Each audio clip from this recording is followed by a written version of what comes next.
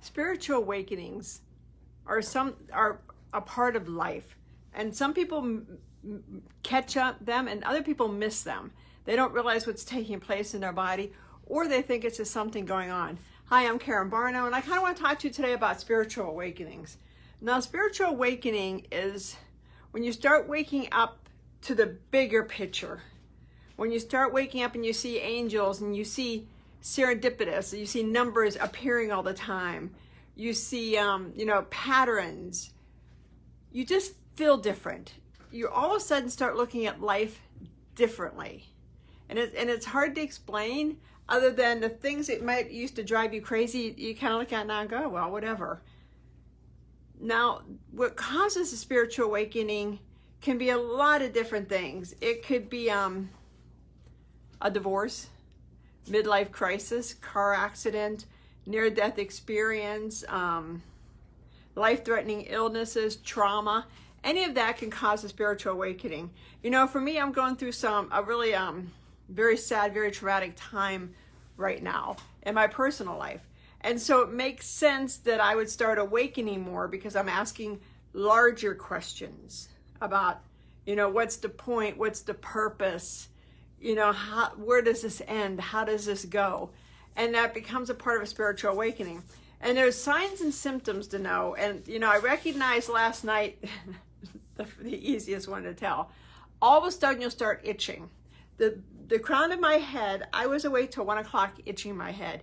I mean, it's a relentless itch where you're itching and itching. So much so when I get up this morning, I washed my hair because I thought, well, obviously I won't wash my hair until I realized, I washed it yesterday. So it can't be that. And sometimes when you're attuned to yourself and you're attuned to spiritual awakenings, you still can miss them. Because if you're not thinking that way, if your mind, my mind is very much over on a personal thing. So if your mind's sitting over here, you may be missing it. And that's another way the awakening starts.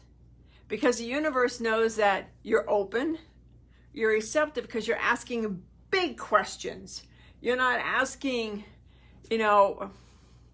what's my purpose? You're asking, what the hell is the purpose of the world? What is the point of this happening? Why does it happen? You start asking these big questions, and that's when the universe is like, okay, you're ready to get to the next level. Now, you can have one spiritual awakening, you can have 20. Because every time you really sit down and start questioning and asking, you'll get the answers if you want to listen. Now, what happens a lot of time when people start spiritually awakening is they ask the questions, but they don't stay for the answers because they don't like them. Nobody wants to know the role that you played in something, or nobody wants to know that, oh, you mean I have to open up to this or that? I don't want to do that. So that's a part of it. And I just want to go over a couple things. I can give you 30 or 40 or 50 ways to know you're in a spiritual awakening. But you'll feel disconnected. You'll sit and you'll hear conversations, but they won't impact you. I should have shut the door so the dog wouldn't be in here. You'll hear conversations and you'll just feel detached. It's like you can hear people talking, you're looking at them and you're nodding and you're like, yes, I'm with you, I can hear it, I can see it. But at the end of the day, I really am not all that locked into what you're saying. You just feel detached. It's an odd feeling because again, it's almost like people are in a echo chamber. You can hear the echoes around you, but either you think this is a lot of minutia and I just can't deal with this right now, or you just become detached. You start to look at your beliefs. You start to do a deep dive onto who you really are. I've been doing a lot of deep diving on missed opportunities. What would have happened if I would have done this path or that path? You start doing deep dives. Your dreams are so vivid. Your dreams, you'll wake up and it was like, was that a dream or was I really talking to him? Was that a dream or did I really go to that place? And a lot of times you really went to that place because as you start awakening spiritually, you start journeying and going to different places, which is really cool. You see more deja vus. I mean, deja vu is, I've been here before. You have been there before. That's what a deja vu is. You have been there before. You recognize it because at some point in your life, a past life, this life, and a dream, and whatever, you have been there before. So that's what makes it so deja vu-ish. So these are just some of the parts of spiritually awakening. But if you're stressed, if you start questioning, if things aren't going right, I see a lot of people awaken when they lose a loved one, when they discover trauma, because a lot of people keep their trauma so buried that when it shows up, it creates a spiritual awakening because you start asking why.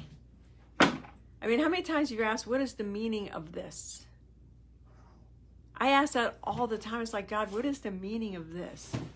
Why this? Why now? And when you really start questioning, which I'm really start questioning now, why him? Why now? What's the point of all this? Then you'll start getting your answers. And it's up to you if you want to listen to them or not. That's the key. So I'll be talking a lot more about this because spirituality, as you guys know, I dig on it. You can come over to my Facebook group, Women Over 50, What's Next? We do a lot of spirituality, a lot of Course in Miracles, a lot of card readings, just a lot of chit-chatting. So check it out over there. And if you have any questions at all, direct message me. Thanks a lot, you guys. And here's to you finding your blue rose.